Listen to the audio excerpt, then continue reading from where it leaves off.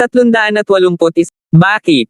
Walang kinalaman si Lance sa iyo, alam kong narito ka dahil sa isang pagkatalo, ngunit wala itong kinalaman kay Lance, kaya kung naiinis ka sa akin, lumapit ka sa akin. Elsa. Walang inhustisya at walang sama ng loob. Paano mo malalaman ang tungkol sa sama ng loob ko kay Lance?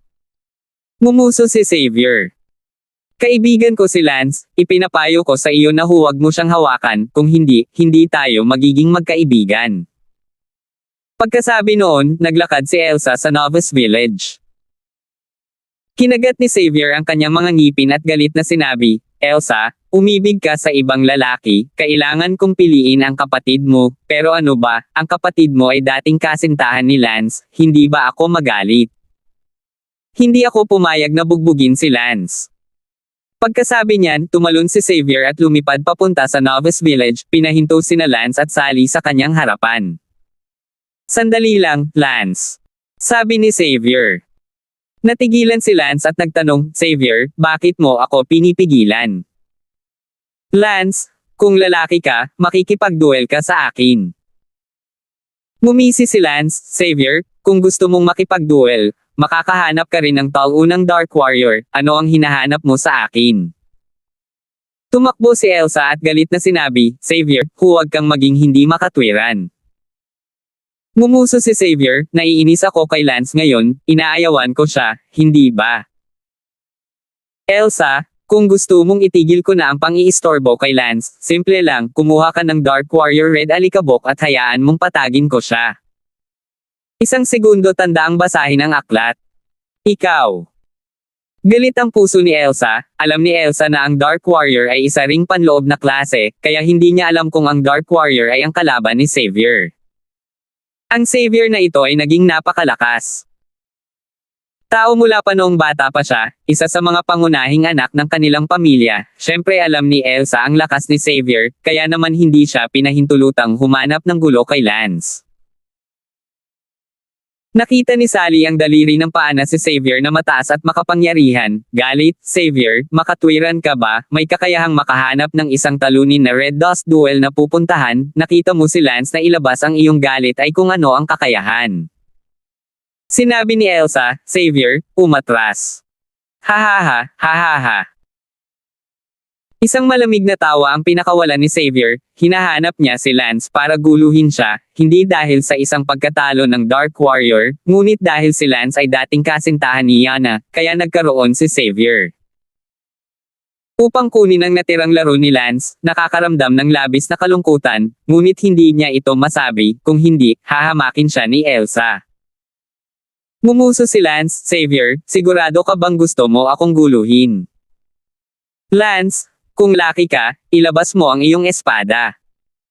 Si Elsa ay abala sa pagsasabi kay Lance, Lance, kunin mo si Sally at umalis, iwan mo sa akin ang lugar na ito. Ikinalulungkot ko talaga na nasangkot kita sa gulo kung hindi mo tinulungan ang Dark Warrior na kumalat. Ang salitang kahapon, hindi ito mangyayari ngayon. Ngumiti si Lance, Captain Shu, okay lang, gusto ko ito. Pagkatapos sabihin iyon, ikinawit ni Lance ang kanyang daliri kay Xavier, halika, Xavier, hayaan mo akong makita kung gaano kalaki ang atensyon ng malalaking pamilya sa paglilinang, at tingnan kung gaano karaming mga galaw ko, na nagmula sa ibaba, ang magagawa ko. Dumaan sa iyong mga kamay. Naghahanap ng kamatayan. Malamig na ngumuso si Xavier. Medyo nag-alala si Sally at hinaila si Lance. Ayos lang, Sally. Newbie Village ito? Hindi ako naniniwalang maglalakas loob siyang patayin ako, gusto ko rin makita kung ilang galaw ang kaya kong lampasan sa kamay ng isang malakas na lalaki na nilinang ng isang malaking pamilya. Bagamat sinabi ito ni Lance sa kanyang mga labi, malinaw na may dalang panunuya si Lance sa loob. Well, mag-ingat ka. Utos ni Sally. Nag-utos din si Elsa, na umaatres sa gilid, laging nakabantay na kung gumawa ng sobra-sobra si Xavier, lalabas siya para pigilan siya. Ngumuso si Xavier, Lance, hindi ko akalain na ikaw, mula sa ibaba, ay magkakaroon ng lakas ng loob, mabuti, pagkatapos ay gagawin ko ito. Ang mga mata ni Xavier ay labis na humahamak kay Lance, marahil ay nauugnay sa katotohanan na si Lance ay nagmula sa ibaba, wala siyang mahusay na mga kasanayan, at hindi siya tulad ng pagtapak sa mga langgam. Swoosh! Binawi ni Xavier ang kanyang espada at pinatay si Lance. Sumigaw si Elsa, mag-ingat, ito ang kanyang pinakamalakas na Meteor Butterfly Sword. Meteor Butterfly Sword, what shit? Ngumuso si Lance. Nagalit si Xavier, Lance, maglakas loob kang tawagin ang aking Meteor Butterfly Sword na shit, sige, patikim ako ng tae. Uminom, Meteor Watching Moon. Naglaslas si Xavier gamit ang kanyang espada, isang hugis, gasoklay na espada na napunit ang enerhiya patungo kay Lance. Inilabas ni Lance ang kanyang espada sa isang iglap, ang kanyang puso ay mabangis, at umungol, mukhang kailangan ko ring magpakita ng tunay na lakas. Nanlamig ang mga mata ni Lance, dati noong nasa ilalim pa siya ng outer gate, maraming profound sword technique ang hindi maipakita, ngunit ngayong narating na niya ang gitnang yugto ng inner gate, marami na siyang maipapakita. Malalim na mga diskarte sa espada. Killing God One Sword. Sigaw ni Lance. Swoosh! Ang parehong sword chi ay naputol mula sa espada ni Lance, at ang lupa ay agad na naputol ng kanyang Killing God Slash, isang bitek na mabilis na kumakalat patungo kay Xavier. Ang Meteor Butterfly Sword ni Xavier, tulad ng isang piraso ng papel, ay agad na napunit ng Killing God Slash ni Lance. Natulala si Xavier, ang slash ni Lance ay direktang napunit sa lupa at naputol, masyadong malakas para sa kanya upang labanan. Nagmamadaling kinuha ni Xavier ang kanyang espada upang lumaban, ngunit bago niya makuha ang kanyang espada, ang God-killing slash ni Lance ay dumating sa kanyang harapan. Bang! Ang katawan ni Xavier ay parang saranggola na may putol na tali, at lumipad ito sa isang iglap, at ang espada sa kanyang kamay ay nagkapira-piraso. Pagkalipas ng ilang segundo, isang kubo na pawid sa likod lamang kung saan nakatayo si Xavier ay dumagundong at naputol sa kalahati ng slash ni Lance's Killing God. Wow! Natigilan sina Elsa at Sally, isang slash lang ang ginawa ni Lance, hindi pa banggitin ang pagpunit ng lupa, kundi pati na rin ang pagputol ng isang kubo na pawid ilang dosenang metro ang layo sa kalahati. Masyadong malakas ang pagpatay na ito. Para naman kay Xavier, lumipad na siya sa kung saan. Parehong natulala sina Elsa at Sally habang nakatingin sila kay Lance. Agad na inalis ni Lance ang kutsilyo, gumamit lang siya ng kutsilyo, medyo katulad ng isang Eagle Warrior Sword, nakakapulot lang niya sa kalsada sa nayon, at medyo kalaw-angin ito. Kaya naman ginamit ni Lance ang Killing God One Sword, isang sword technique na nilinang ni Lance hanggang sa punto ng pagiging perpekto sa kanyang nakaraang buhay. Ang slash na ginamit niya lang ay tinatawag na Killing God One Slash Chopping Style, o simpleng Killing God One Slash Chopping. This Killing God One ang slash ay ang pinakamababang galaw sa Killing God Slash technique, ang may pinakamahinang kapangyarihan. Sa kasalukuyang mid-inner gate realm ni Lance, halos hindi niya nagawang gawin ang pinakamababang antas ng paggalaw.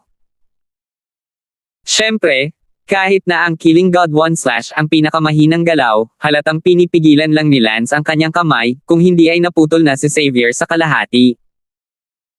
Kakakuha lang ni Lance ng wala pang 10% ng kapangyarihan ng Diyos pagpatay ng isang slash. Sina Lance at Xavier ay parehong nasa gitnang yugto ng inner gate, ngunit ang pagkakaiba sa lakas ay hindi gaanong mahalaga. Ang pangunahing dahilan ay ang God-killing one slash technique ni Lance ay masyadong makapangyarihan, at ang Quicksilver Chicken Feather Sword ay unbeatable talaga. Kabanata 382. Lumapit si Lance kina Sally at Elsa at tumawa, "Hoy, matagal nang lumilipad si Uranus, tanga pa rin, tere na, patayin mo na ang mga balang." Sina Elsa at Sally ay bumalik sa kanilang katinoan. Hindi makapaniwala si Elsa, "Lance, sabihin mo sa akin, hindi ito totoo." Sinabi ni Lance, paumanhin, ito ay mas totoo kaysa sa isang perlas, sayang lang, naisip ko na si Xavier ay nagmula sa isang malaking pamilya ng paglilinang, hindi ako dapat makalusot sa ilang mga galaw sa kanyang mga kamay, ginawa ko, expect, not to mention, in short, I'm very disappointed, I don't believe in those big families focusing on cultivating geniuses that are very strong and such bullshit anymore. Hindi maganda ang mood ni Elsa, Lance. Okay, itigil mo na ang pagpapanggap na nagkukumpara, anong sword technique ang ginamit mo lang? Bakit lumipad si Urano sa isang galaw?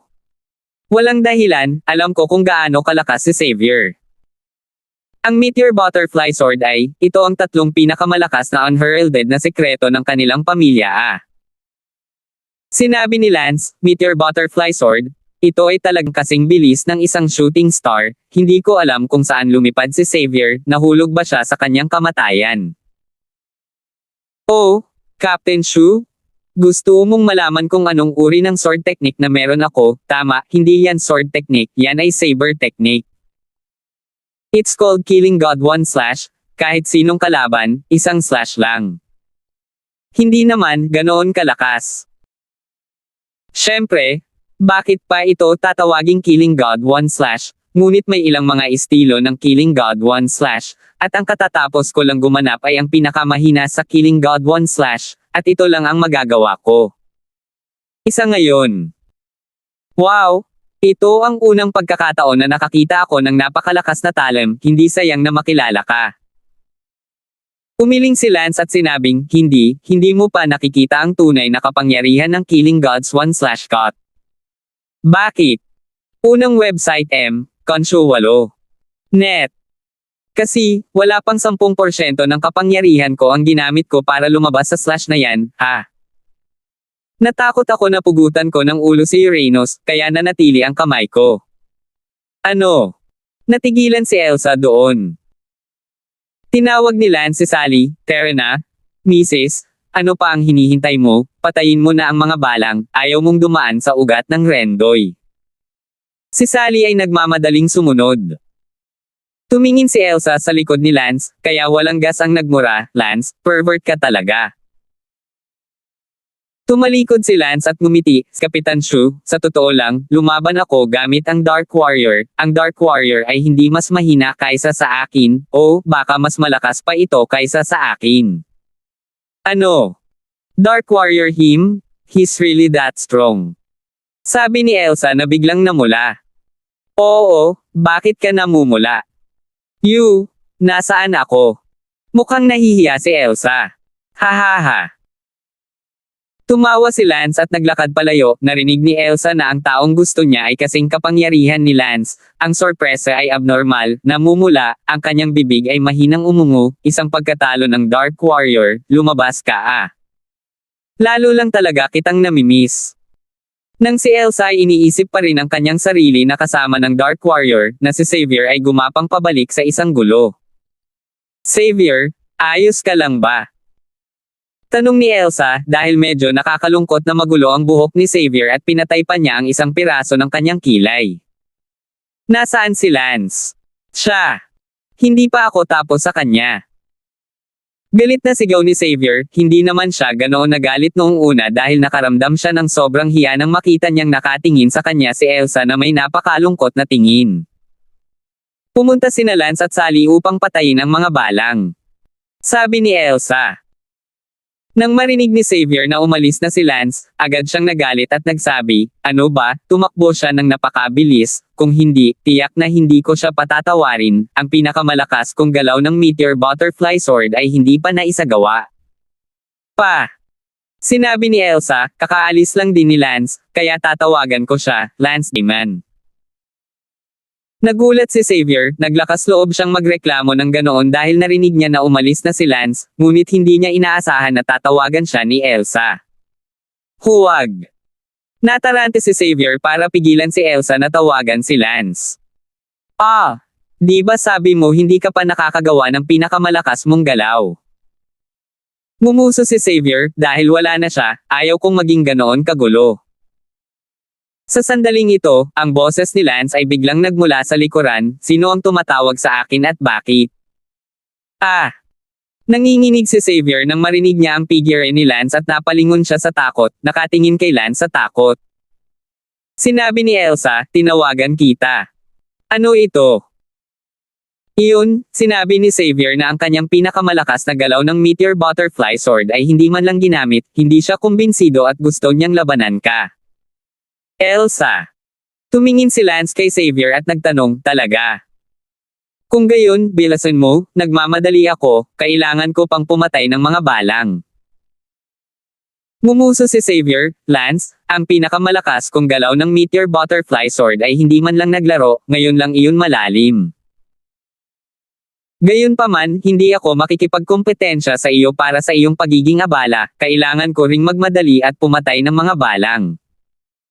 May problema sa iyo, tumatawag sa akin at hindi nakikipag-away. Sumimangot si Lance, pagkatapos ay tumalikod at naglakad palayo, hinihintay pa rin siya ni Sally doon sa harapan.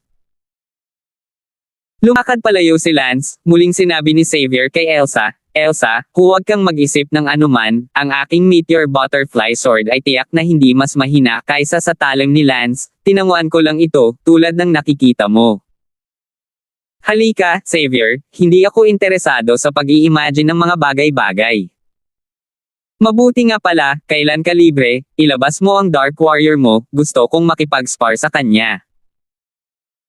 Kumilos si Xavier na parang nagpapanggap na kalaban, nakakahiya na pinutol lang ni Lance, ngayon ay kailangan niyang ibalik ang kanyang mukha ng medyo may tono. May mali. Elsa, dahil gusto mo ang Dark Warrior, ako, ang tagapag-ayos ng buhok na lumaki sa iyo, ay dapat ding bantayan ka at tingnan kung talagang karapat dapat siya sa iyo, kung hindi man lang siya maglakas loob na makipag-cut at dahil sa akin.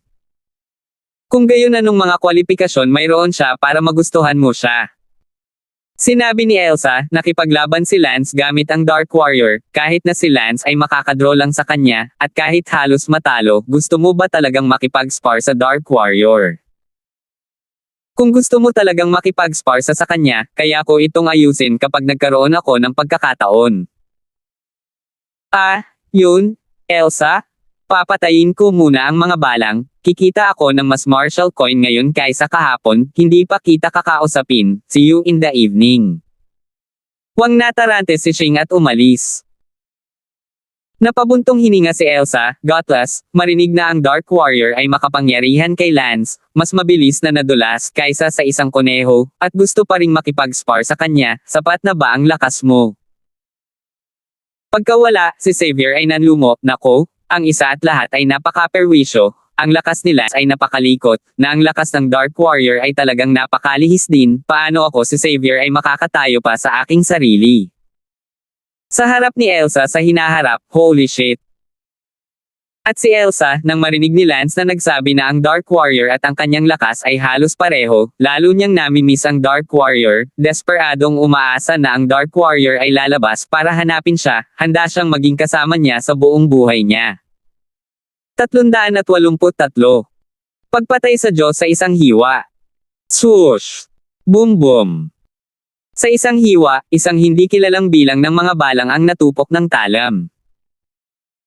Marami sa mga nakapaligid na freshman na pumapatay ng mga balang ay tumigil upang tumingin kay Lance, pakiramdam na hindi ka panipaniwala. Si Lance ay bukas ang isipan ngayon, hindi na gumagamit ng mga ordinaryong galaw para pumatay ng mga balang, ngunit ginagamit ang napakalakas na talam ng pagpatay na ito upang pumatay ng mga balang, talagang alinsunod sa kasabihan, bakit gagamit ng talam ng pagpatay para pumatay ng manok?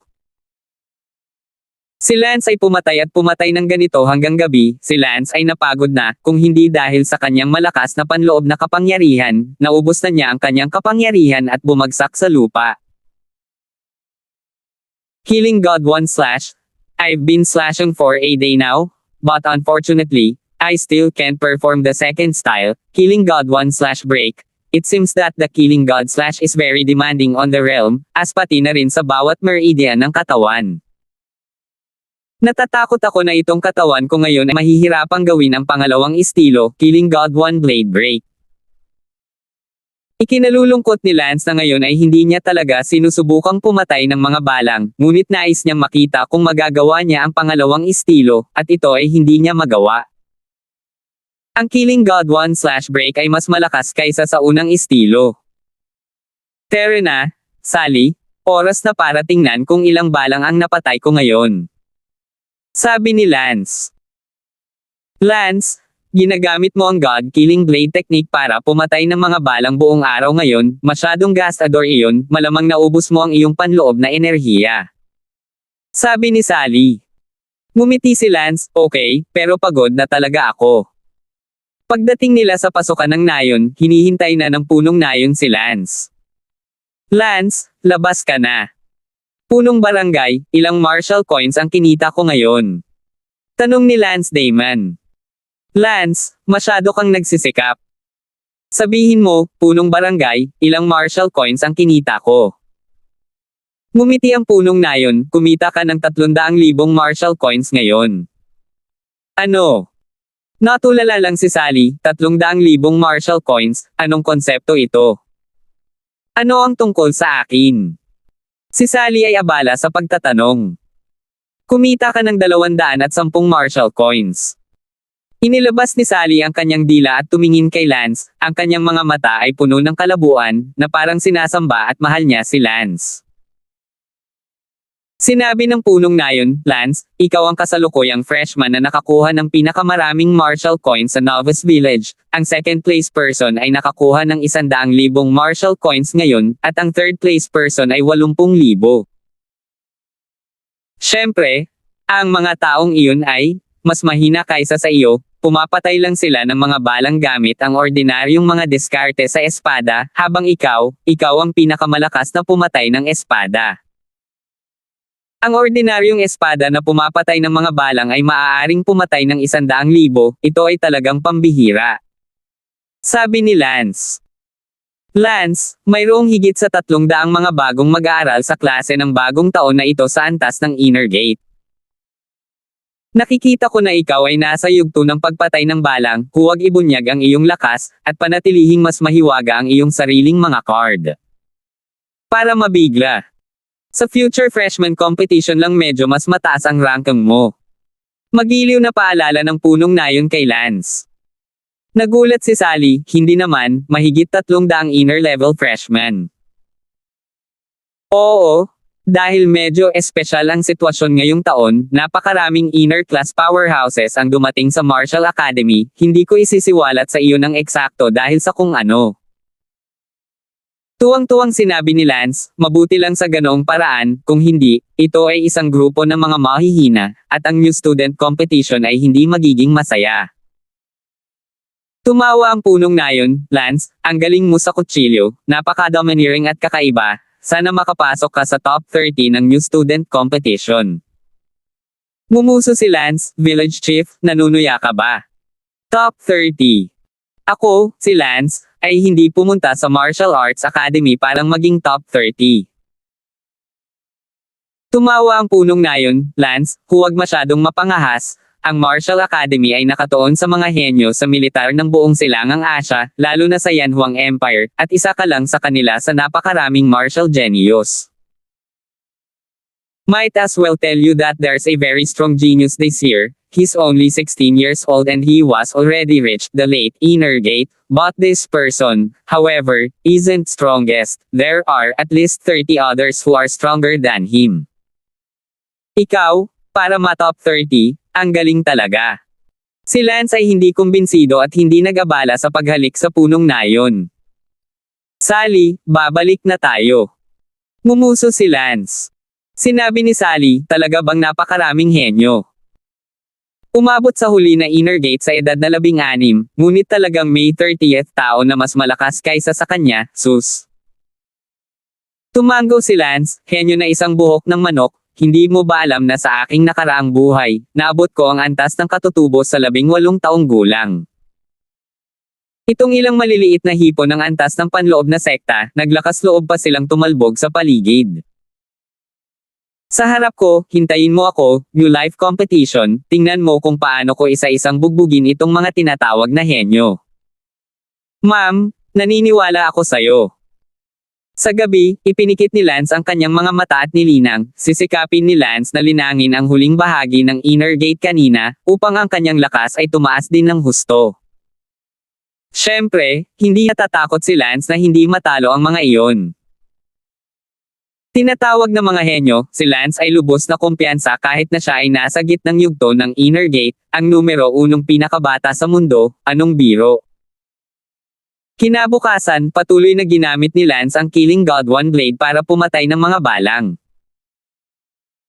Hiniling ng punong nayon kay Lance na panatilihing mas misteryoso ang kanyang mga card, ngunit patuloy pa rin si Lance sa pagpatay ng mga balang gamit ang God Killing One Blade. Hindi na kailangan pang panatilihing misteryoso ito ni Lance, dahil, ang Killing God One Blade ay hindi ang pinakamalakas na talent ni Lance, at hindi rin ito ang bottom card ni Lance. Sa hapon, biglang sumigaw si Sally. Nabuksan ko na ang 2 ugat ng rendo. Tuwang-tuwang sabi ni Sally. Mabuti, kung gayon, simulan natin ang pagtama kaagad sa kaharian, at subukang matamaan ang isang mas mataas na kaharian sa unang pagkakataon. Ma'am. Agad na nakahanap si Sally ng isang tahimik na lugar at nagsimulang tumama sa kaharian. Pagkalipas ng 2 oras, naapektuhan ni Sally ang kaharian upang matapos. Yay!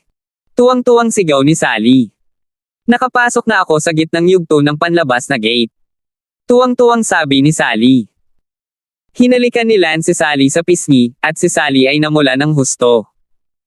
Sige, gabi na ngayon, balik na tayo.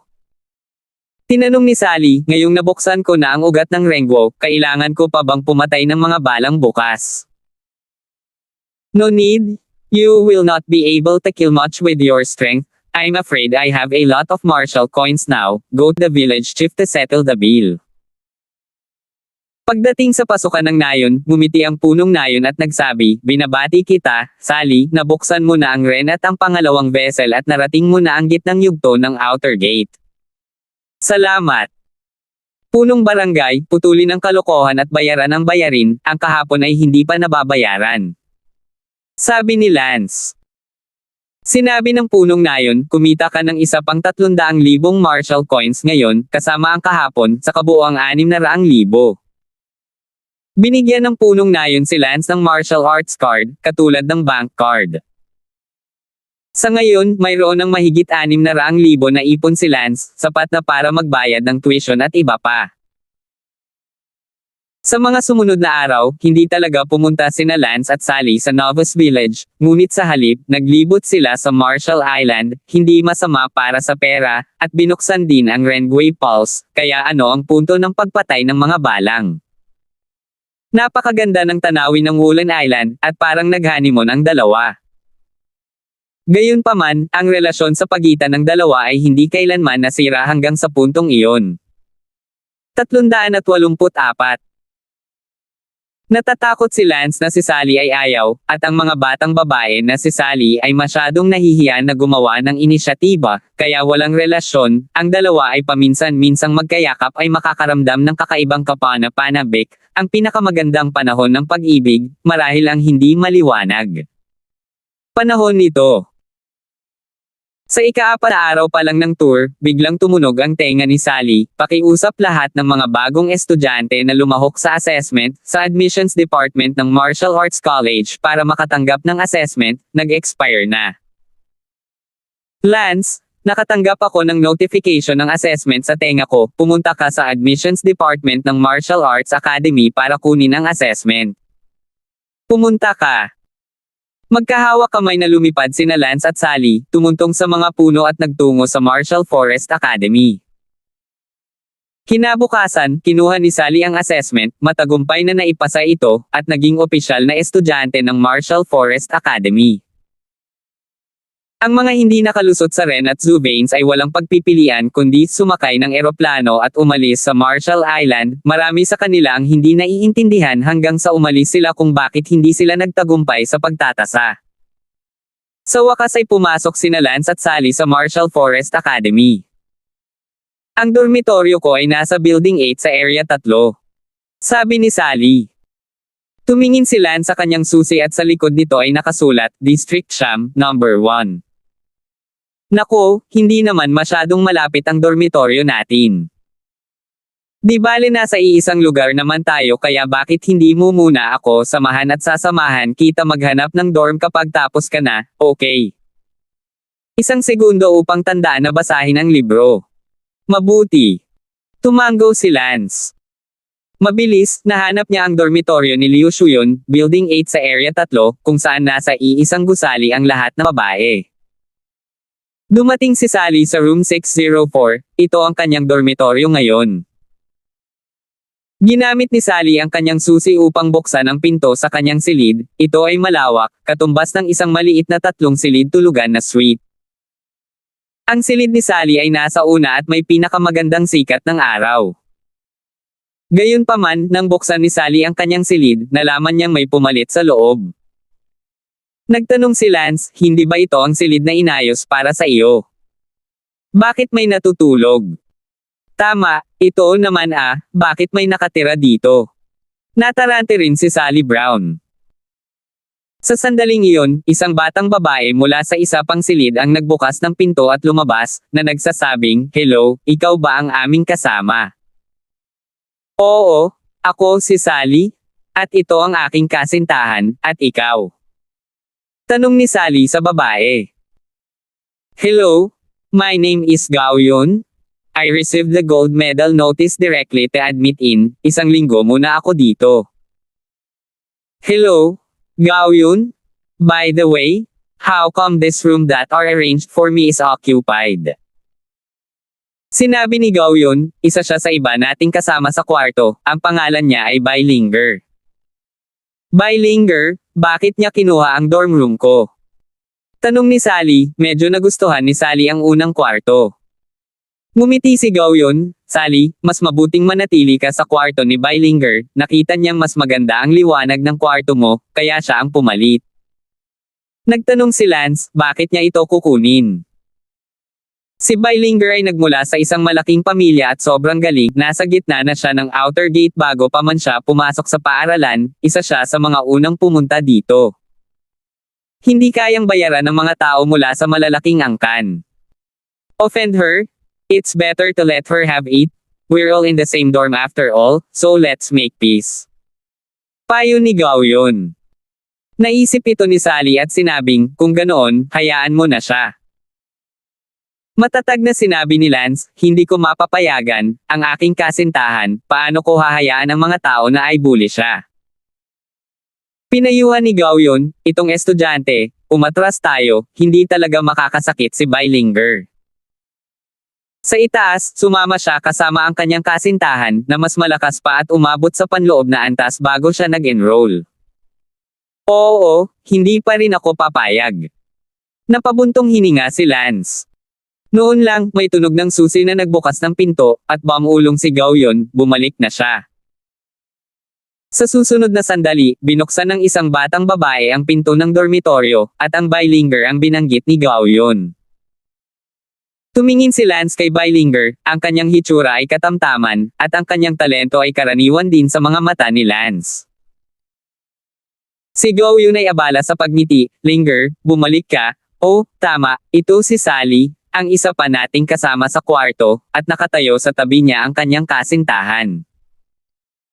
Tumingin si Bailinger kay Sally at na-distract siya nang makita niya kung gaano kaganda ang hitsura ni Sally. Dahil ang kasintahan ni Bailinger na si Liu Feng, madalas makakita ng magagandang babae sa isang pares ng mapang-akit na mga mata na walang tigil ng hiyaw, ngayon ay muti na, direktang dormitoryo. Sa isang magandang babae, kung sakaling siya ay wala sa hinaharap, ang kanyang kasintahan seduced ito, Sally, kung paano gawin, kaya Bailinger kaagad walang magandang damdamin para kay Sally, bilang kung Sally seduced kanyang kasintahan, ay isang ikatlong anak. Tinanong ni Sally, ikaw ba si Bailinger? Ako, paano yan? Bumantong hininga si Bailinger at tumingin kay Sally gamit ang kanyang ulo yang. Hello, Bailinger? Itong kwartong tinutuluyan mo, ang akademya ay inayos para sa akin, bakit ka pumalit nang hindi man lang nagsasalita? Tanong ni Sally. Ngumuso si Bailinger, paano kung niloko ko lang ito? Napaawang ang labi ni Sally, kung gusto mo ang kwarto ko, sabihin mo sa akin at maaari kong ibigay ito sa iyo, ngunit ang iyong ugali ay nag-aatubili sa akin na magkaroon ka nito. Ngumisi si Bilinger, Little Vixen, bakit ko sasabihin sa iyo, Miss Song can stay in which room she wants, if you're upset, get out of this dormitory. Nagalit si Sally, anong karapatan mong tawagin akong Vixen? Pagtingin ko sa'yo, mukha kang fox spirit, inuutusan kitang umalis sa dormitoryo na ito, ayokong tumira ka sa dormitoryo na ito. Sabi ni Bilinger. Ayaw niyang maakit ang kanyang kasintahan ni Sally sa hinaharap o ang kanyang kasintahan na lokohin siya kasama si Sally, kaya hiniling na lang niya na umalis siya. Sinabi ni Lance, napakamayabang mo, hindi ka ba natatakot na mabugbog? Tumingin si Bilinger kay Lance at napaatras, sino ang makakatalo sa akin? Alam mo ba kung sino ang boyfriend ko? Gusto mo bang sabihin ko ito para matakot ka ng mamatay? Fine, bilasan mo at sabihin mo para matakot ako. Ngumuso si Lance.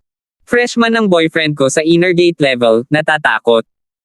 Kung matatakot ka, kunin mo ang Vixen girlfriend mo at umalis ka kaagad dito.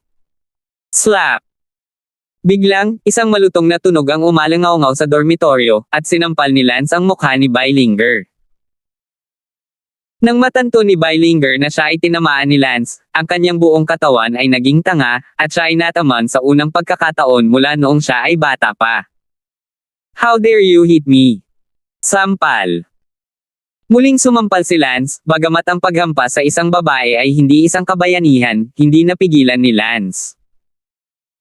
Utos ni Lance, Bilinger, inuutusan kita ngayon, kaagad, agad-agad, alisin ang iyong mga gamit, gusto ng aking kasintahan na mabuhay. Biglang inilabas ni Bilinger ang kanyang espada at sinaksak si Lance. Kaching! Pinutol ni Lance ang kanyang espada sa 1,000 piraso gamit ang isang sampal. Nagalit si Bilinger, hintayin mo ako, huwag kang umalis kung may lakas ka ng loob. Alam ni Bilinger na ang kasintahan ni Sally ay mas malakas kaysa sa kanya at agad na gustong tawagan ang kanyang kasintahan. Hinawakan ni Lance si Bilinger sa buhok at hinayla siya pabalik, nag-utos, maaari kang tumawag sa isang tao kung gusto mo, ngunit ilipat muna ang iyong mga gamit, mabilis. 385. Bitawan mo ang buhok ko. Galit na sigaw ni Berenger. Go! Ilipat ang iyong mga gamit. Inihagis ni Lance si Bilinger sa kabila ng silid. Teka lang, kapag hindi ka pinatay ng boyfriend ko, kukunin ko ang apelyido mo. Natigilan si Lance, hindi mo na kailangang kunin ang aking apelyido, maaari mo na lang patayin ang iyong sarili. Binuksan ni Bilinger ang bintana ng kanyang silid at tumalon pababa mula sa bintana, agad na may tatawagan. Walang magawa si Lance, at dahil hindi niya inalis ang kanyang mga gamit, itinapon ni Lance ang kanyang mga gamit.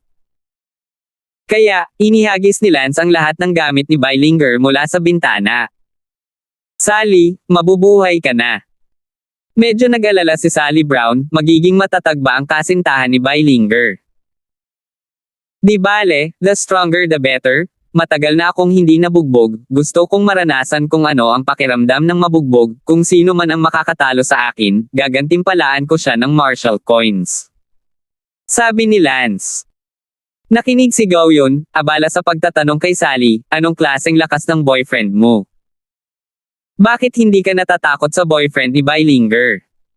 Masaya at mayabang nang umiti si Sally, inner door level din siya. Wow! No wonder he dares to be so arrogant, Sally, I'm so jealous of you, having such a great boyfriend. Naiinggit na sabi ni Gao-yun. Hehe, paano ka? Walang boyfriend? Tanong ni Sally. Hindi ko alam kung saan yun, pero dapat may matatag akong boyfriend habang nasa martial arts academy ako. Puno ng pakay ni Gao-yun. Pinalaki ni Lance si Gao-yun, ang kanyang hitsura ay katamtaman, ang kanyang talento ay dapat na mahusay, naabot na niya ang gitnang yugto ng panlabas na tarangkahan, dapat ay nataman din niya ang gitnang yugto ng panlabas na tarangkahan sa unang pagkakataon sa pamamagitan ng pagbubukas ang ugat ng Renguo. Sa sandaling ito, dumating si Beilinger sa isang gusali ng dormitoryo ng lalaki at sumigaw sa ibaba, "Liu Feng, bumaba ka rito." Lahat ng tao sa dormitoryong gusaling ito ay iniangat ang kanilang mga ulo upang tumingin. Sino ang sumisigaw ng pangalan ni Liu Feng? Si Liu Feng ay naging floor bully lang ng dormitoryong ito 2 araw na ang nakakaraan, ang pinakamakapangyarihang freshman sa aming dormitoryo, na naglakas loob na tawagin siya sa kanyang pangalan. Nag-uusap ang mga mag-aaral na iniangat ang kanilang mga ulo upang makita kung ano ang nangyayari. Bagamat bagong estudyante si Liu Feng, sikat siya sa gusaling ito ng dormitoryo. Siya ang pinakamalakas na bagong estudyante sa gusaling ito ng dormitoryo. Ang lakas niya ay umabot sa gitna ng inner gate class sa Martial Arts Academy Genius Restaurant, na rate si Liu Feng sa nangungunang 200 ng freshman competition ngayong taon. Sa isang dormitoryo sa ika-5 palapag, agad na inilabas ni Liu Feng ang kanyang ulo sa labas ng bintana at nakitang iyon ang kanyang kasintahan, si Beilinger. "Linger, what are you calling me for? Di ba ngayon ka lang bumalik, di ba? Hindi ka lang pinalamig tapos halika at maglaro ka ulit." Walang hiya na sabi ni Liu Feng, "Basta." Ngayon lang umalis si Beilinger mula sa kanyang silid, pabalik sa kanyang sariling dormitoryo. Wala pang 20 minuto, dumating muli si Beilinger, kaya matapang na sinabi ni Liu Feng na hindi lang siya nasisiyahan. Galit na sinabi ni Beilinger, "Liu Feng, ang babae mo ay binubuli, at nasa mood ka pa ring asarin ako dito." "She, sinong naglalakas loob na ay bully ang babae ko?" Napatigil si Liu Feng. "Liu Feng, bumaba ka, mayroon akong 5 marka ng daliri sa isang gilid ng mukha ko ngayon, bulag ka at hindi nakakakita Galit na sigaw ni Beilinger. Tumingin si Liu Feng, at sigurado, mayroong 5 fingerprint sa isang gilid ng mukha ni Beilinger. Nakita rin sila ng iba pang mga bagong estudyante sa gusaling ito ng dormitoryo at pinag-usapan sila. Talagang may fingerprints, hindi talaga pwedeng nabugbog ang girlfriend ni Liu Feng. Kakasimula pa lang ng school, paano siya nabugbog? Sinong nanakit sa girlfriend ni Liu Feng Biglang naglagay ng mapanuksong ekspresyon si Liu Feng at lumipad pababa mula sa gusali. "Sino ang tumama sa iyo?" Umuungol si Liu Feng sa galit. Umiiyak si Beilinger, "Isa ito sa mga nobyo ng kasama ko." "Grass him. Yun ba yung kasama mo na hindi pa dumarating?" Galit na tanong ni Liu Feng. "Well, boyfriend niya lang?" At hinawakan niya ang buhok ko, Umiiyak si Beilinger sa frustration. "Ako, Liu Feng? Huwag mo siyang bugbugin, kukunin ko ang apelyido niya." Galit na sabi ni Liu Feng. Natuwa ang mga bagong estudyante sa gusaling ito ng dormitoryo, galit na galit si Liu Feng, parang may magandang palabas. Wala silang pakialam na binugbog si Beilinger, ang alam lang nila ay binugbog siya ng nobyo ng roommate ni Beilinger. Kaya tiyak na pupunta si Liu Feng at malupit na talunin ang kabilang partido, may magandang palabas na panoorin. Agad na sinundan ni Liu Feng si Beilinger at pumunta sa dormitoryo ni Beilinger para hanapin si Sally at ang kanyang kasintahan, si Lance. Sa likod ni Liu Feng, 12 ng mga bagong mag-aaral sa parehong gusali ng dormitoryo ang sumunod, bibig kay Liu Feng upang palakasin ang momentum, ngunit talagang nanunood ng saya, hindi sila pinigilan ni Liu Feng na sundan siya. Sa isang iglap, kumalat ang bagay na ito sa Genius Restaurant ng Martial Arts Academy. Sa sandaling ito, sa Genius Restaurant, maraming mga tao ang kumakain, umiinom ng tsaa at nakikipag-chat. Mayroong unang taon, 2nd taon, 3rd taon, at maging 4th na taon. Sa sandaling ito, sa gitna ng restaurant, biglang lumitaw ang isang screen sa kawalan, at sa screen ay papunta si Liu Feng sa isang lugar na nagngangalit. Ang mga estudyanteng kumakain ay nagsabi, "Oy, hindi ba ito si Liu Feng, ang freshman na gumawa ng malaking eksena sa District 12 Building 3 2 araw na ang nakalipas at naging bully sa gusali?" Oo, itong si Liu Feng, na nakarating sa gitnang yugto ng inner gate bago mag-enroll sa paaralan, ay napakahusay na makapasok sa nangungunang 200, ano ang ginagawa niya? Lumabas ang may-ari ng Genius Restaurant at ngumiti, "Mga ka-estudyante, nakatanggap lang kami ng balita mula sa special security guard ng restaurant namin, si Liu Feng, ang girlfriend niya ay binugbog ng boyfriend ng isang roommate, malapit ng mag-higanti si Liu Feng. Kung ikaw ay hindi interesado sa balitang ito, huwag mo itong basahin, para hindi maapektuhan ang iyong kalooban." Marami sa mga estudyanteng kumakain ang nagsabi, si Liu Feng ay nasa balita lamang ng espesyal na ulat ng Genius Restaurant ilang araw na ang nakakaraan. Gayunpaman, si Liu Feng ay talagang isang henyo, siya ay pumasok lamang sa unang taon at siya ay kasing lakas ng ating mga mag-aaral sa ikatlong taon. Hindi ko alam kung sino ang nangahas na saktan ng girlfriend ni Liu Feng. Napatingin ang lahat sa screen sa kawalan. Sa sandaling ito, tinutulungan lang ni Lance si Sally na ayusin ang dormitoryo. Sinabi ni Lance, "Ang ganda ng kwarto, maganda kung makakatira din ako dito." Namula si Sally at nahihiyang hindi nagsalita, medyo awkward ang atmosphere. Sa oras na ito, isang dagindong ang nagmula sa ibaba, "Sinong asong babae ang tumawag kay Sally, lumabas ka." Nagsalubong ang mga kilay ni Lance nang marinig niyang may tumawag kay Sally na isang slot. Tumingin si Lance sa bintana at nakita ang isang grupo ng mga tao na nakatayo sa damuhan sa ibaba. Si Bailinger ito, napakabilis niyang tinawag ang kanyang kasintahan. Sabi ni Sally. Ngumuso si Lance at sinabing, "Bumaba ka." Pagkatapos sabihin iyon, tumalon pababa si Lance kasama si Sally sa kanyang mga braso, lumapag ng ilang metro sa harap ni Bailinger at Liu Feng. Galit ang ekspresyon ni Liu Feng, ngunit nang makita niya si Sally, biglang tumalon ang kanyang mga talukap. Sa loob-loob na puno ng pagkabigla, sinabi niya, "Holy shit, super beauty, no way, napakaganda ng roommate ni Bailinger." At sa sandaling ito, sa Genius Restaurant, nagkaroon ng dagandong. 386. Wow damn! May nahanap na namang super beautiful freshman, tamang-tama itong bulaklak sa looban. Sobrang ganda, bakit ang daming magaganda sa mga freshmen ngayong taon, medyo unusual, sa mga nakaraang freshmen, walang kahit isang kagandahan ng level na ito sa loob ng 3 o 4 na taon, pero ngayong taon, marami na. Tama ba? Boss? Bilis? Bilis? Ay record muna, isa pang bulaklak sa ospital ang ipinanganak. Unfortunately, where so what, may mga boyfriend na ang mga tao. Sabi ng isang second-year student na kumakain. So what if may boyfriend siya, believe it or not, siguradong aagawin siya mamaya, mga magagandang babae, hindi sila kabilang sa malakas.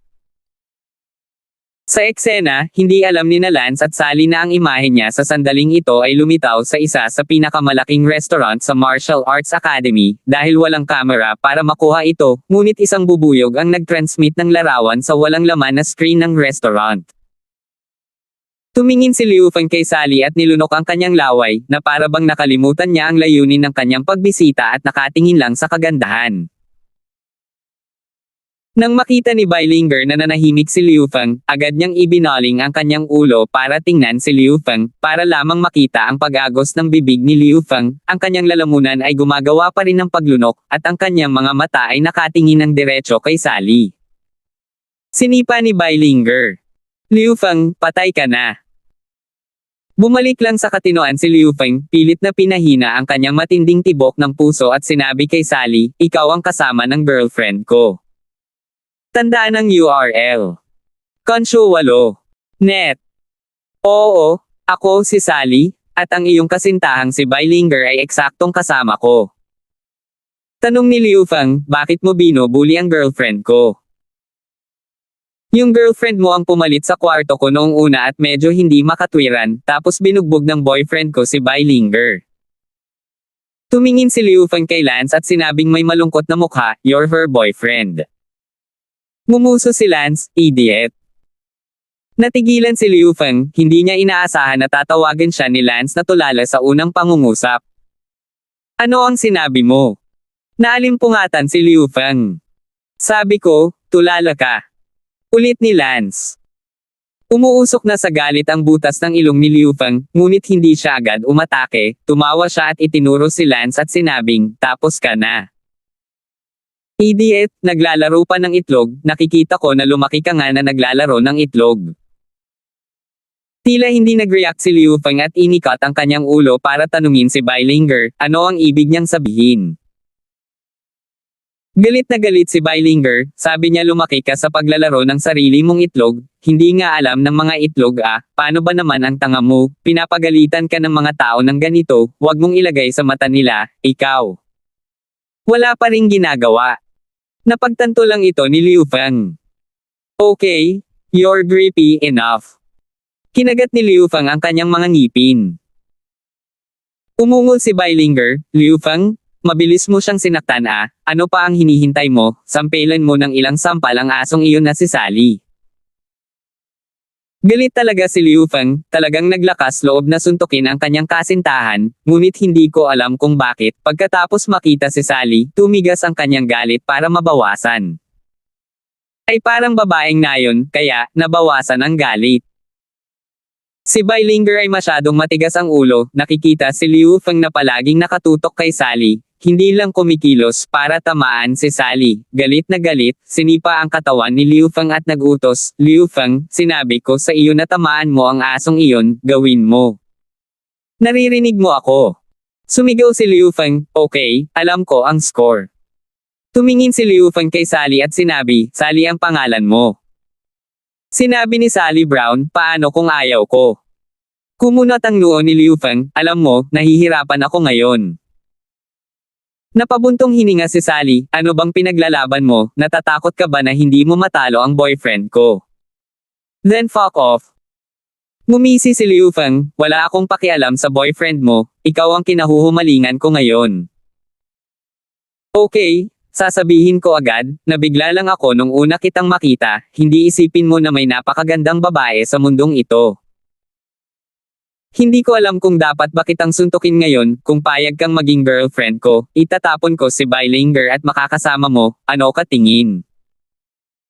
Sally katawan nanginginig, talagang magandang tulala, sa paningin ng isang magandang babae na hihibang, na ang kanyang kasintahan ay nakalimutan.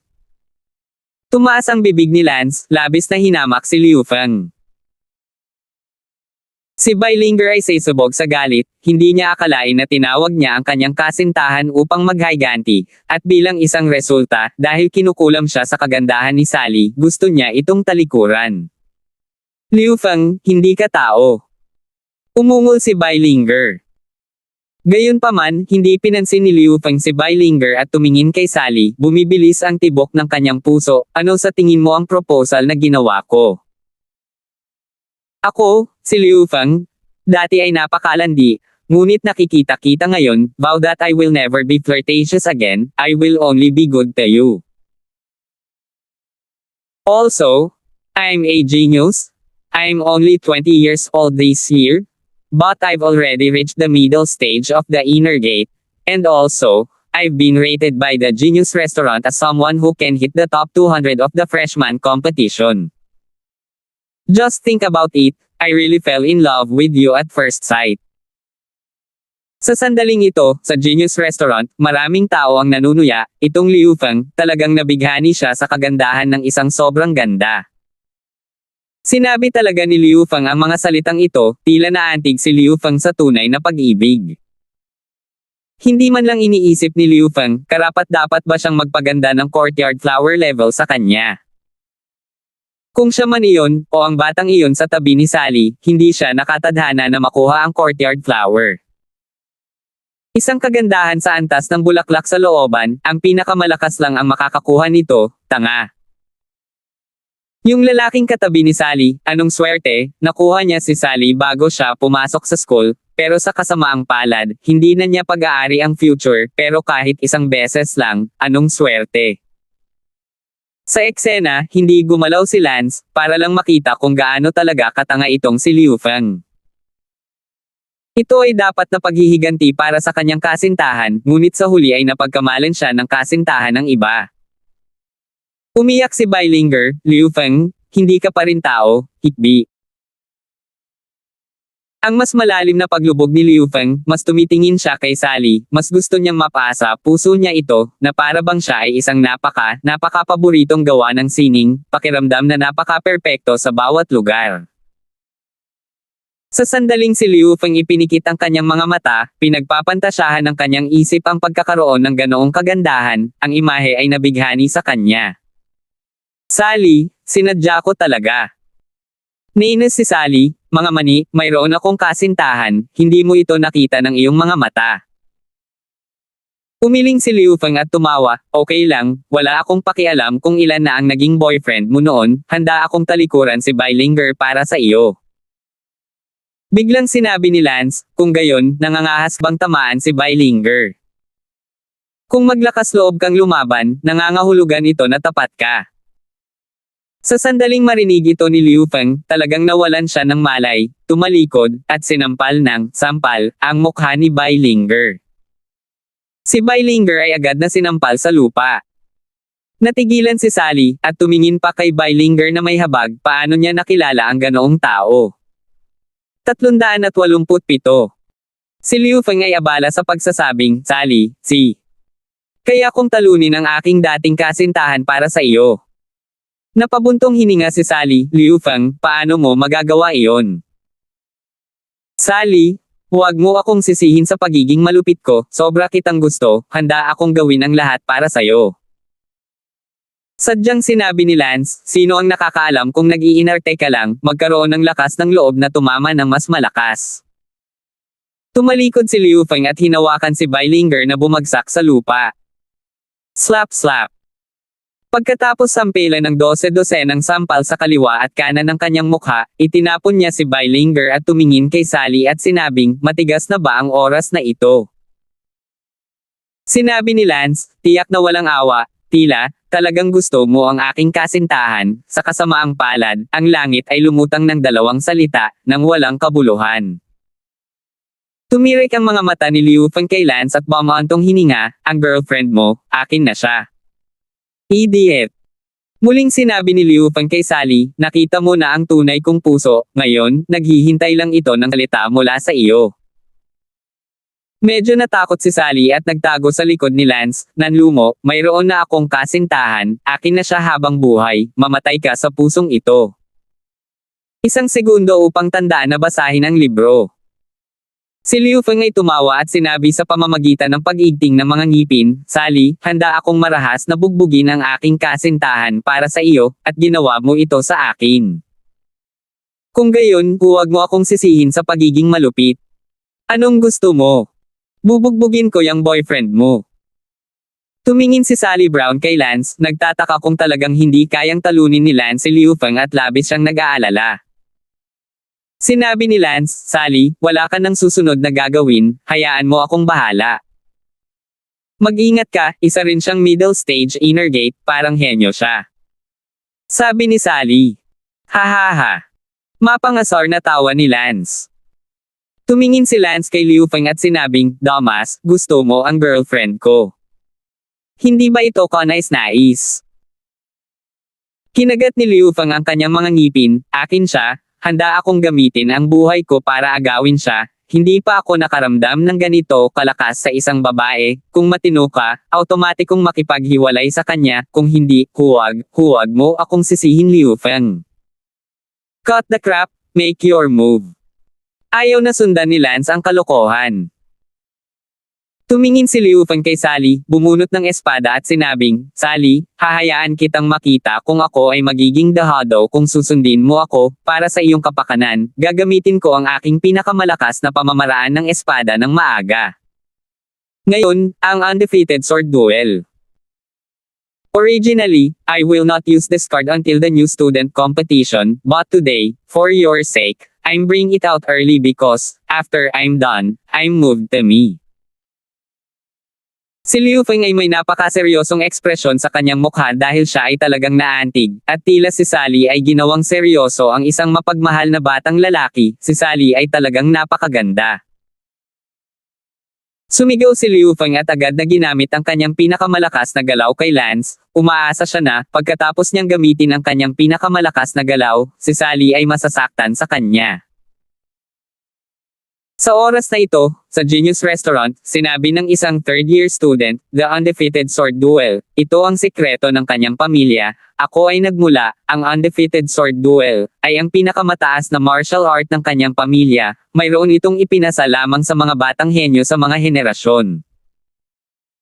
Isang batang lalaki mula sa susunod na mesa ang nagtanong, itong estudyanteng ito, mukhang alam na alam mo ang Undefeated Sword Duel ni Liu Feng.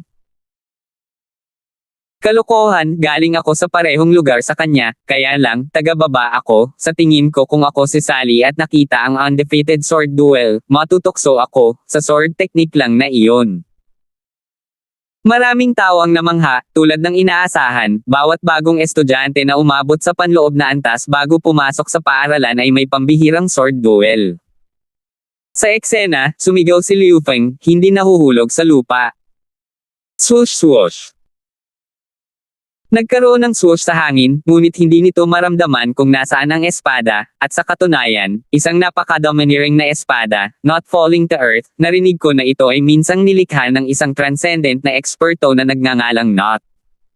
Bumagsak sa lupa.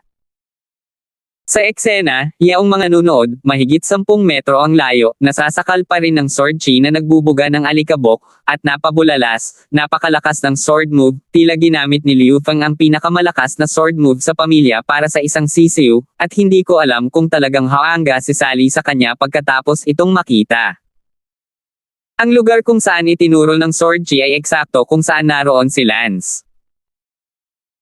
Si Lance ay nanatiling hindi gumagalaw, ang kanyang mga mata ay tila naramdaman na ang espada ni Liu Feng na si Chi ay paparating na parang unos. Ang lakas ni Liu Feng na ito ay talagang mas malakas kaysa kay Xavier, sa totoo lang, mas malakas kaysa sa Meteor Butterfly Sword ni Xavier. Nang ang lahat ay nag-aalala kung kaya ba itong buhatin ni Lance, lumipat si Lance. Killing God 1 slash. Sa isang kisap mata, pinutol ni Lance gamit ang isang slash. Ang isang bitek ay agad na naputol mula sa lupa, ang bitek ay mabilis na napunit patungo kay Liu Feng, kasabay ng isang talim na nagdadala ng pagpunit ng hangin, ang talim ay nabasag sa bato ng makasalubong nito ang bato, tinaga nito ang anumang nakasalubong nito, ang hindi magagapi. Feeling, nagtaas ng alikabok ang buong eksena. Naputol ang talim ng Killing God, at sa isang segundo, bumangga ito sa Undefeated Earth ni Liu Feng. Pa! Ang Unfallen Earth Sword move ni Liu Feng ay naputol ng Killing Gods 1 slash, ngunit gayunpaman, hindi ito naging hadlang sa momentum ng Killing Gods 1 slash. Swoosh! Pinugutan ng isang hiwa ng pumapatay na Diyos si Liu Feng. Ano? Namuti ang mukha ni Liu Feng at natarante siyang hatakin ang kanyang espada. Hinampis ni Liu Feng ang kanyang espada upang harangin ito ng wala pang kalahating segundo, ang kanyang espada ay nabasag sa isang iglap, pagkatapos ang kanyang katawan ay binomba ng espadang chi at ang kanyang katawan ay lumipad pabalik sa hangin. Si Liu Feng na lumilipad ng baligtad sa hangin, dahil wala sa kamay niya ang espada, kilay, buhok, at bigla na lang siyang naahit ng saber chi ng pumapatay na Diyos. Boom! Bumagsak ang katawan ni Liu Feng sa lupa, sa puntong ito, naging kalbo na siya na wala man lang kilay. Nang mawala ang alikabok mula sa eksena, abala ang lahat sa pagsasabing, "Oy, nasaan si Liu Feng? Paano kasi wala na?"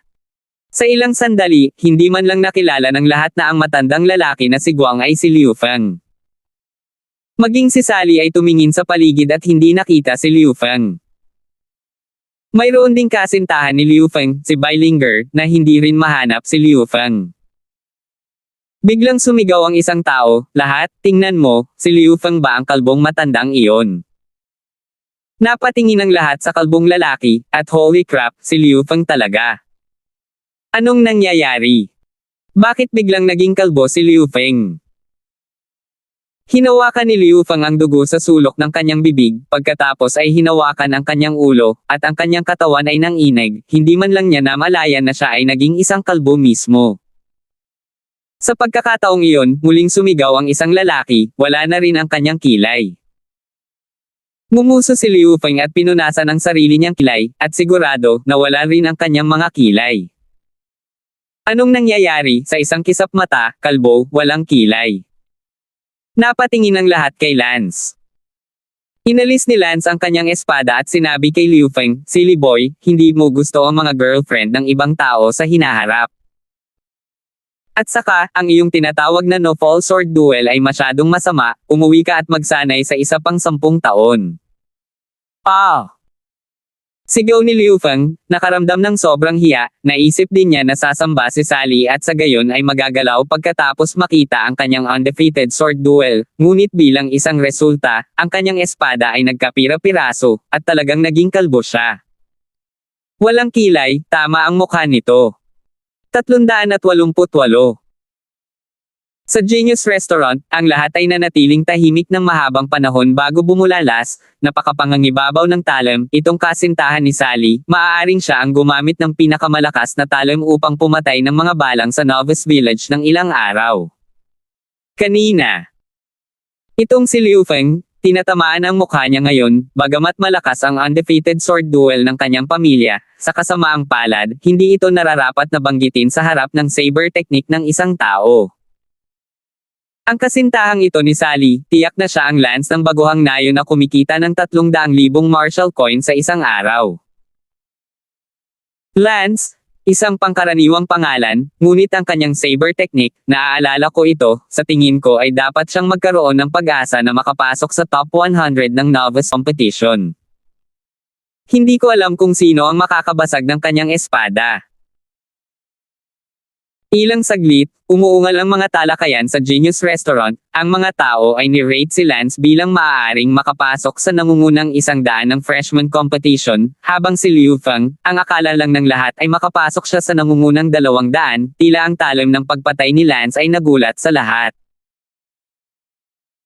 Sa eksena, tumingin si Liu Feng kay Sally at naramdaman ang sakit sa kanyang puso, talagang gusto niya ang magandang babaeng ito, ngunit sa kasamaang palad, ang kanyang pangarap ay nabasag, ipinagmamalaki ng kanyang pagkabata ang kanyang walang talo na tunggalian sa espada, natalo sa kasintahan ni Sally. Ah! Walang tigil na sigaw ni Liu Feng. Pagkatapos sumigaw, agad na tiningnan ni Liu Feng si Beilinger gamit ang kanyang mga mata, ang pamilya ni Beilinger ay medyo mas makapangyarihan kaysa sa kanyang pamilya.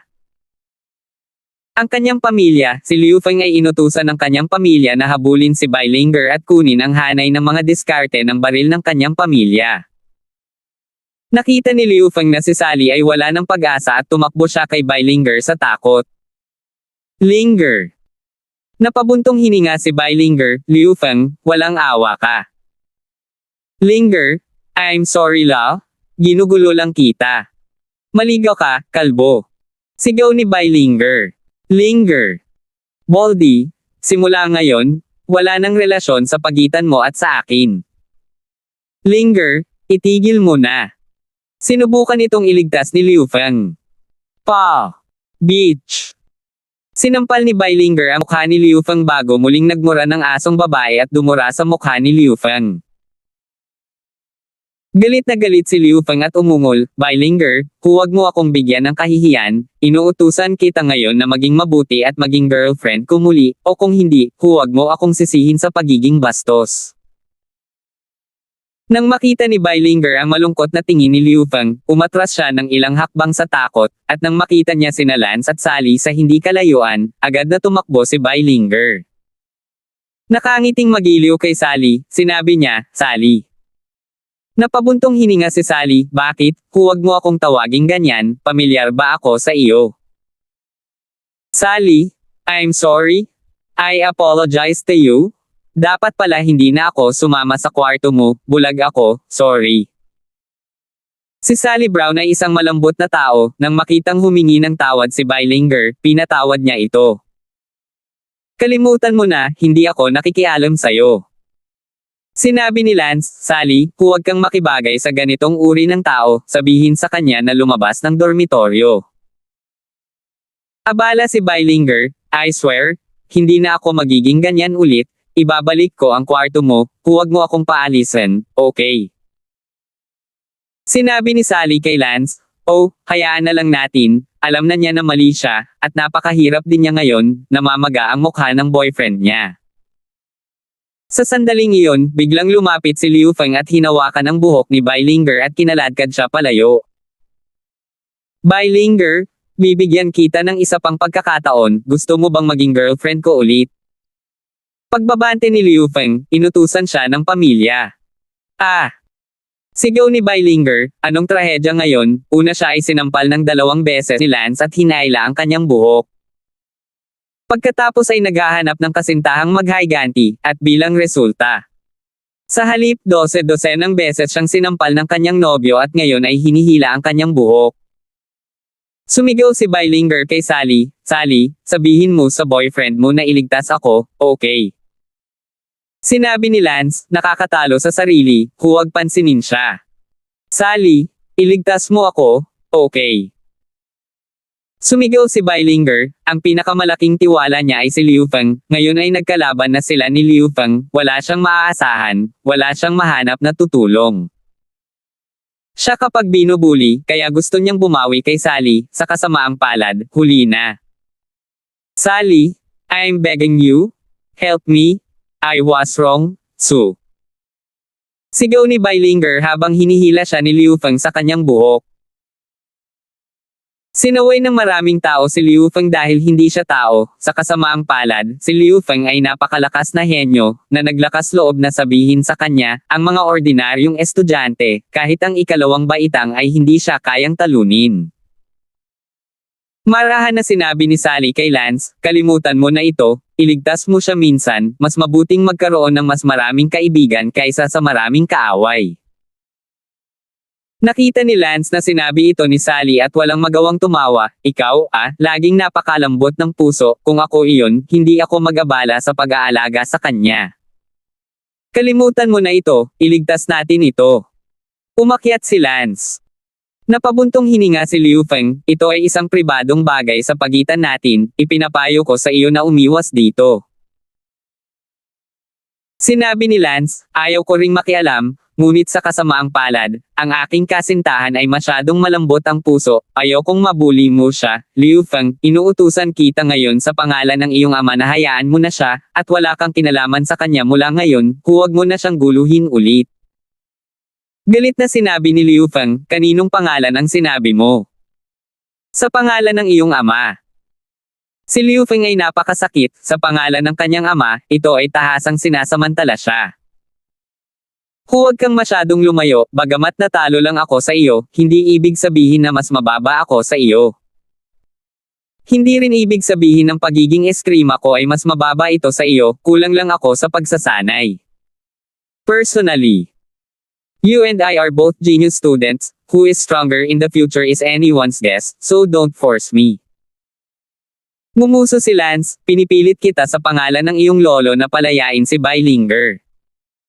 You still come. Hindi inaasahan ni Liu Feng na habang pinagbantaan niya si Lance, mas nagiging mayabang si Lance. Sa Genius Restaurant, ang larawan ng Void ay espesyal pa rin na nag-uulat ng bagay na ito, at pagkatapos na makita ito, ang lahat ay nagsabi, ang Lance na ito, ay talagang nakakapit. Creepy din siya, binugbog niya lahat ng new students sa dormitory building niya at naging building bully. Haha, oo, ilang araw na ang nakalipas ay napakapit si Liu Feng na binugbog na ang lahat ng mga bagong estudyante sa kanyang buong gusali, sa oras na iyon, tiyak na hindi niya inaasahan na siya ay mabubugbog ng ibang tao ngayon. Oo, sa parehong paraan, si Lance ay mahigpit na mahigpit ngayon, hindi niya siguro naisip na baka sa loob ng ilang araw, siya ay mabugbog ng isa pa, kahit na mas mahigpit na tao.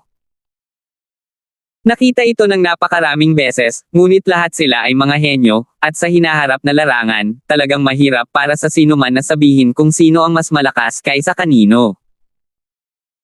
Gaano man kahanga-hanga ang pagiging espada, lahat iyon ay nakukuha sa pamamagitan ng pag-asa sa pamilya at pagkakataon, ngunit ang paglilinang ng kaharian ay nasa iyo. Kung ang kaharian ay mababa, gaano man kahanga-hanga ang pamamaraan ng espada o sable, ito ay magiging walang kabuluhan. Kung isang araw, ang kaharian ni Liu Feng ay makararating sa huli na inner gate, kung gayon si Lance ay matatengay ng hangin. Ang bawat isa ay nagsabi ng isang bagay at ako ay isa pa, ang bawat isa ay nagpapahayag ng kanilang mga opinyon, na para bang si Liu Feng at Lance ay nakakita ng maraming labanan sa Martial Arts Academy. Sa eksena, hindi nagbigay ng mukha si Liu Feng at muling pinabagsak ni Lance si Liu Feng. Sumusumpa si Liu Feng sa pamamagitan ng nakagis ng mga ngipin, hintayin mo ako, kapag nakapasok na ako sa huli na inner gate, tingnan mo kung paano kita lampoin. Napaatras si Lance, sa oras na makapasok ka sa huli na inner gate, natatakot akong makapasok na ako sa inner gate great perfection. Liu Feng, tandaan mo ako, ang pangalan ko ay Lance. Sinabi iyon, lumakad si Lance. Ang bylinger na iyon ay abala sa pagsasabing, salamat, Lance, salamat, Sally, salamat. 389. Pagkatapos, sinamahan ni Sally si Lance upang hanapin ang kanyang dormitoryo. Ang dormitoryo ni Lance ay nasa Building 1 ng District 9, Room 608. Kumatok si Lance sa pinto at binuksan ng isang batang lalaki ang pinto ng dormitoryo. Nang makita ang taong nagbukas ng pinto, natigilan si Lance. Xavier. Lance. Pareho silang nagulat, itong si Xavier, ang may gusto kay Elsa, ay ang binugbog ni Lance sa baguhan na nayon ilang araw na ang nakakaraan. Hindi inaasahan ni Lance na magiging roommate ang nagkasala, at naging roommate sila ni Xavier. Anong ginagawa mo dito? Nakita ni Uranus Star si Lance na umuungal. Dahil nagkataon lang, matatanggap lang ni Lance ang katotohanan na si Xavier ang nagdurusa pa rin. Ako ay taga-dorm na ito, Xavier, kaya, ikaw ang aking kasama. Bakit nga? Galit na sigaw ni Xavier, ngunit, napakagaling ni Lance, hindi kalaban ni Xavier. Pumasok si Lance sa dormitoryo, sinundan ni Sally. Itong dormitoryo, may 3 kwarto din. Tanong ni Lance, Xavier, dahil roommates na tayo ngayon, tanggapin mo na lang ang realidad, kung hindi mo matanggap ang realidad, umalis ka na. Bakit ako lilipat, nakakatuwa, parang natatakot ako sa iyo. Ngumuso si Xavier. Sinulyapan ni Lance ang dormitoryo at nalaman na si Xavier lamang ang nag-iisa, at nagtanong, hindi ba triple room ito? At isang roommate. Wala pa dito. Uranus snorted in frustration. Naku, wala pa dito. Nagtanong si Sally, Lance, saang silid ka naruroon? May 2 bakanteng silid na natitira rito, itong pangatlong silid sa dulong bahagi, napakasama ng ilaw, ang banyo ay walang bintana, at may isang sinag. Sa gitna ng kwarto. Kinuha ni Lance ang susi at tiningnan ito, umaasa na ang kanyang silid ay hindi numero 3. Gayunpaman, nang tingnan ito ni Lance, ang silid na inayos para sa kanya ay eksaktong numero 3, ibig sabihin, ang silid na may pinakamagandang liwanag at hangin ay ang silid ng kasama sa silid na hindi pa dumarating, na sinusundan ng kay Xavier, at ang pinakamasama ay kay Lance. Damn, paano ako maninirahan dito? Walang imek na sabi ni Lance. Biglang itinoon ni Lance ang kanyang tingin sa numero 1 silid na iyon, tila may nakita si Sally sa mga mata ni Lance, abala sa pagsasabing, Lance, ang mga silid ay random na inayos ng kolehiyo, halos-halos. Natakot si Sally na si Lance ay pupunta at kunin ang pinakamahusay dahil ang kanyang silid ay napakasama, hindi ba ito ay katulad ng bylinger ng kanyang dorm, na ang katapusan ay nakita niya, at ito ay miserable. Sinabi ni Lance, ayokong manatili sa pinakamasamang silid, gusto kong manatili sa pinakamahusay. May balak ka talagang manakawan ng iba Natakot si Sally sa kung ano man ang dumating sa kanya, talagang pinaplano ni Lance na kunin ang pinakamagandang kwarto, at ang nangyari kay bylinger ay paulit-ulit sa kung ano. Nangyari kay Lance. Bakit hindi? Lance, huwag, nakalimutan mo ba? Bylinger dahil kinuha niya ang aking silid, tingnan mo ang resulta, napakalungkot. Ngunit ngayon na kumukuha ka ng silid ng iba, kumilos ka tulad ni bylinger, paano kung mabugbog ka ng roommate na hindi pa dumarating? At saka, it's not moral. Sally advised. Tumango si Lance, sige, hindi na ako kukuha, gawin mo ang malalaking bagay ng walang pagpipigil, malapit na ang kwarto. Sa sandaling ito, sa isang hillside villa sa isang lugar sa Marshall Academy, isang second-year boy ang desperadong tumakbo sa villa. Kuya, grabe. Kuya grabe, may malaking nangyari. Isang lalaking may matalas na mata ang umungol, bakit ka nagpapanik, what's the big deal? Kuya, hindi, may nakita akong hindi mo mahulaan kung sino yon. WHO. Kuya, Lance Damon, naaalala mo ba? Ang punk na si Lance na iyon na nag-espiya sa iyong kasintahan sa shower. Sa totoo lang, nakita ko siya sa Martial Arts Academy. Ano? Biglang napatayo ang lalaking may matatalas na mata, puno ng gulat ang mukha, oo, isa nga itong hindi niya inaasahang makikita. Brother, si Lance ay pinatalsik mula sa pamilya ilang taon na ang nakakaraan, nawala ang balita tungkol sa kanya nitong mga taon, paano siya lalabas sa Martial Arts Academy, ito ay hindi ka panipaniwala. Ang 2 taong ito, ang isa sa kanila ay tinawag na Tristan Damon at ang isa ay tinawag na Zilan Damon. Na si Tristan ay ang orihinal na pinsan ni Lance, ang orihinal na Lance ay sumilip sa paligan ng kanyang kasintahan at ang resulta ay pinalaya sa pamilya. Ang pangunahing dahilan ay ang orihinal na Lance ay isang talunan at isang kahihiyan sa pamilya. Ang pamilya ng nobya ni Tristan ay labis na nalungkot tungkol dito, at upang makapagbigay ng paliwanag sa kabilang partido, pinaalis nila si Lance mula sa pamilya at iniwan siyang mag-isa mula noon. Si Tristan, na pangunahing anak ng Damon upang linangin, ay napakalakas at mahuhusay, at ngayon ay isa na siyang mag-aaral sa 3 taon. At ang Zilan Damon na iyon, na isa ring henyong anak ng mga Damon, ay nasa 2 baitang sa taong ito, at napakatalino rin, at naabot na ang gitnang yugto ng panloob na tarangkahan.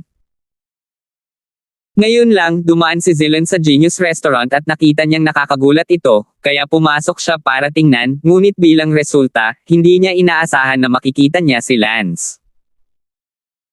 Siyempre, alam niya ang pag-aaksaya ni Lance, bagamat sa ngayon, malaki na ang ipinagbago ng pananaw ni Lance, dahil ang orihinal na Lance ay nasa 3 taon pa lamang ng junior high nang siya ay maalis sa pamilya, at pagkaraan ng 3 taon, nagkaroon siya ng halatang tumangkad ng husto. Ang gulat na si Zilan, ay agad na nagtungo kay Tristan. Zilan, sigurado ka bang hindi ka nagkakamali? Kuya, paano ako magkakamali, ang basurang iyon na si Lance, kapamilya na namin siya simula pa noong mga bata pa kami, hindi makikilala ang mukha niya kahit na lumaki siya, at ang pangalan niya ay Lance. Nanginig si Tristan, paanong posible iyon, ang basurang iyon, hindi ba't wala man lang siyang ugat? Paano siya nakapasok sa Martial Arts Academy? Hindi kaya nagkaroon siya ng isang uri ng pakikipagsapalaran sa nakalipas na 3 taon. I don't know about that, but he's at the Martial Arts Academy right now anyway, he's a new student this year. Zilan, saan mo siya nakita? Tanong ni Tristan. Nasa Genius Restaurant ako, ang espesyal na balita ng Genius Restaurant, at nakita ko na nagkaroon siya ng conflict sa isa pang freshman, na parang na-trigger ito ng kanilang magkasintahang magnanakaw ng kwarto. Oh, tama. Bagay talaga si Lance, siya. Napakalakas, siya ay talagang isang inner door level freshman. Ano? Inner door level freshman. Nanginginig ang katawan ni Tristan nang marinig niya ito ay masyadong hindi kapanipaniwala. 2 taon na ang nakalipas, noong una siyang pumasok sa Martial Academy, isa rin siyang freshman sa loob ng klase, si Lance, ang basurang iyon. Ay talagang maihahambing sa kanya noon, at siya, gayunpaman, ay anak ng pangunahing tagapagsaka ng pamilya. Kuya, hindi lang siya inner door freshman, may girlfriend din siya, yung girlfriend niya na sumama sa kanya papasok sa school, sa Genius Restaurant, lahat agad nag-rate ng hospital flower level ang girlfriend niya. The same as sister-in-law pareho silang nasa level ng hospital flower. Sabi ni Zilan, parang may bakas ng selos sa boses niya, Lance, ang talunan na iyon, ay may girlfriend na kasing level ng bulaklak sa ospital, kahit na kaya niya. Tiget 1. Sa mata ni Zilan, si Lance ay isang basura mula pa noong siya ay bata pa, at talagang imposibleng hindi magselos sa isang taong naramdaman na si Lance ay napakababang tao, talagang may kasintahan. Sa antas ng isang bulaklak sa looban. 300 na po. Isang hospital flower level girlfriend. Nagsarado ang mga kilay ni Tristan, parang hindi ito makapaniwala, maliban kung nakita niya ito ng sarili niyang mga mata. Yeah! Nakita ko yung girlfriend niya sa screen ng Genius Restaurant, like what's her name, Sally, she's really beautiful, I wanted to jump on her when I looked at her, as pretty as his sister-in-law, heck, what kakaibang engkwentro ang natamo nitong talunan, napakalaki ng pagbabago. Shit! Sa sandaling ito, may pumasok na babae mula sa labas. Nakita ni Zilan ang babaeng iyon na pumasok at abalang tumawag, ate-in-law. Ang taong ito, ay nobya ni Tristan, na nagngangalang Gina Merong, ang orihinal na Lance, na sumilip sa paligan. What are you guys talking about? Tanong ni Gina, mukhang seryoso siya at hindi yung active type. Ate, may nakita lang ako sa Martial Arts Academy na hindi mo inaasahan. WHO. Lance. Sino si Lance? Mukhang nakalimutan ni Gina ang pangyayaring iyon. Si Lance ang naglakas loob na sumilip sa iyo sa shower ilang taon na ang nakararaan, at kalaunan ay pinaalis sa aming Damon. Isang segundo upang tandaan na basahin ang libro. Siya iyon, hindi ba siya isang talunan? Nagulat si Gina. Sinabi ni Tristan, totoo na dati siyang sayang, ngunit, ngayon narinig ko na siya ay nasa inner level na at nakapasok na siya sa Martial Arts Academy, hindi ko alam kung totoo iyon o hindi. Alam ko kung saan ang dormitoryo niya, pumunta ka lang at tingnan mo. Sabi ni Zilan. Pumunta ka at tingnan. Tumango si Tristan, isang bagay na ganito kalaki ang kailangang makita ng sarili niyang mga mata upang malaman kung ito ay totoo o hindi. Pupunta rin ako. Sabi ni Gina. Sa ngayon, sa dormitoryo ni Lance, tinutulungan ni Sally si Lance na magayos ng kanyang silid, may kasintahang tutulong sa pag-aalaga nito, hindi naman talaga masama. Sa labas ng sala, nagseselos na tumingin si Xavier, talagang hindi niya alam kung bakit napakaganda ng buhay ni Lance, nakatagpo siya ng napakagandang kasintahan, at siya, ngunit hindi niya kayang habulin si Elsa, kahit na si Yana ang kanyang hinabol. Ngunit din Lance Playtira, talagang nalulumbay . Sa sandaling ito, may tunog ng susi na nagbukas ng pinto. Pumasok ang isang batang lalaki na bitbit ang kanyang bagahe. Hello? Galing din ako sa dormitoryong ito, Sujin ang pangalan ko, please take care of me. Ang batang pumasok ay abala sa pagbati kina Lance at Xavier ng magalang. Tiningnan ni Xavier si Sujin at alam niya sa isang sulyap na siya ay nasa labas lamang ng pintuan, ngumisi at hindi ito pinansin. Ang bagong dating. Sinabi ni Lance sa kanyang bagong kasama, ang pangalan ko ay Lance, okay, hindi na kailangang maging magalang, lahat tayo ay mga bagong estudyante, magiging roommate na tayo mula ngayon, ang iyong silid ay nasa numero 1. Salamat Kuya Lance. Tumingin si Sujin kay Xavier at nagtanong, excuse me, ikaw ba si Xavier? Paano mo ako nakilala? Nagsalubong ang mga kilay ni Xavier at nagtanong siya. Ikaw talaga Xavier nakilala kita ilang araw na ang nakalipas sa pakwan sa baguhan na nayon na pumapatay ng mga balang, nakita kita, napakalakas mo ng pumatay ng mga balang, napakaganda ng poster na iyon, at alam ko rin iyon. Ikaw ay isang bagong estudyante sa antas ng panloob na gate, labis kitang sinasamba. Sinabi ni Sujin na si Sujin ay nasa gitnang yugto lamang ng panlabas na tarangkahan, kaya normal lang na sambahin si Xavier. Noon lamang sinabi ni Xavier na may mapagpanggap na mukha, walang dapat sambahin, kahit na malakas ako sa iyong mahinang mga mata, mahina ako sa aking sariling mga mata. Kuya Xavier, masyado kang mahinhin. Siya nga pala, Kuya Uranus, ang dormitoryo ko ang may pinakamagandang ilaw, kaya bakit hindi ko palitan ang dorm ko sa iyo? Natigilan si Xavier, napakahusay ng batang ito sa pakikipag-ugnayan. Gusto mo talaga? Of course, I adore you. So I'm willing to dedicate something better to my idol. Medyo nagalit si Lance nang marinig niya na narito ang mas malakas kaysa sa kanilang lahat, at ang idolo. Ubo-ubo. Sadyang umubo si Lance. Kuya Lance, may sakit ka ba sa lalamunan? Okay lang, may gamot ako dito. Gusto talaga itong sip ni Lance. Sabi ni Lance, Brother Sue, may mas kahanga-hanga pa rito, kaya huwag mo na lang itong sambahin. Anong ibig mong sabihin? Oh, ibig sabihin hindi kasing lakas ko ang Uranus na sinasamba mo. Ah, paano kaya iyon? Sabi ni Sujin. Sinabi ni Lance, kung hindi ka naniniwala sa akin, tanungin mo si Xavier kung siya ang kalaban ko. Tumingin si Sujin kay Xavier at nagtanong, kapatid na Xavier, hindi siya maaaring magbiro. Labis na nagalit si Xavier kay Lance at ngumuso, Lance, ano ang pinagkukumpere mo? Labis ang sama ng loob ni Xavier, mahirap magkaroon ng ratio para magpanggap, ngunit hindi ko inaasahan na si Lance gusto pa niyang magnakaw sa kanya. Ngumiti si Lance, Brother Su, kita nyo, natatakot si Xavier sa akin. Paano ito, gusto mo bang bigyan ako ng kwarto mo? Oo, kung gusto mo, kunin mo. Wala akong pakialam. Ngumiti si Lance, Brother Su. Salamat, kung sino man ang nang-aapi sa iyo sa hinaharap, tandaan na iulat ang aking pangalan. Ah! Sinabi ni Lance kay Sally, Sally, dali, lumipat sa room 1. Speechless. Pinandilatan ni Sally si Lance, ngunit dahil handang lumipat ang mga tao, walang masabi si Sally. Kaya, lumipat si Lance sa pinakamagandang kwarto para puntahan, na tinitigan ni Xavier si Lance ng masama, orihinal na inakala ni Xavier na talagang siya ang pinakamalakas sa dormitoryong ito, dahil kahit na ang pinakamalakas na freshman sa buong gusali, maaari siyang maging boss.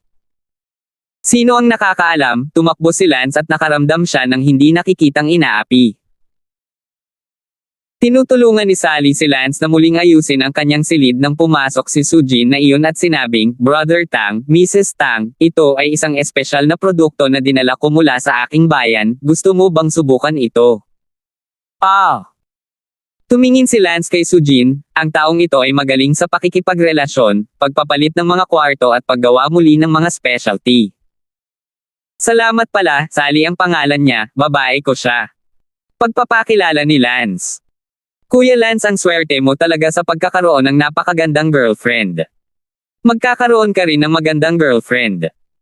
Tinapik ni Lance ang balikat ni Sujin. Sa sandaling ito, sa Genius Restaurant.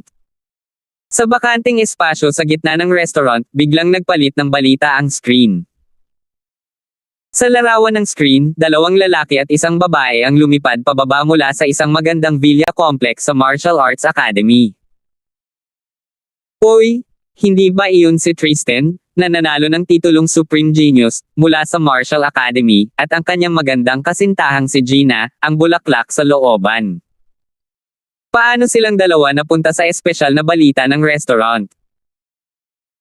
Kalokohan, ang mga third-year Supreme Geniuses ay kadalasang hindi umaalis sa kanilang mga bahay, at ngayong hindi lang sila umalis, kundi lumilipad na sila sa pagtuturo at Martial Arts Department ng Martial Arts Academy, tiyak na may nangyayari.